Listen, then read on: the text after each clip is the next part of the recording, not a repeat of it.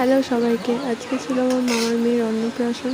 তো পাতাতে প্রথমে ভাত পড়ে গেছে, তারপর ডাল আর লেবু চিপে, তারপরে চিপসের পর ছিল শুক্তো তরকারি, একটু ডালের সাথে চিপস দিয়ে ভাত মেখে। ও দারুণ হয়েছিল রান্নাটা। তারপরে পটল চিংড়ি ছিল, আমিও একটা চিংড়িও পেয়েছিলাম ওর মধ্যে। রান্নাটা অসাধারণ হয়েছিল।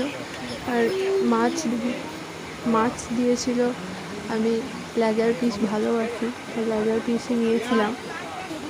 মাছটাও খুব ফ্রেশ, খুব সুন্দর ছিল। তারপরে চাটনি, পাঁপড়, লট চমচম ছিল একটা, মিষ্টিটা জানো তো দারুণ ছিল। তারপরে দুটো রসগোল্লা, আর শেষ পাতে ছিল আইসক্রিম।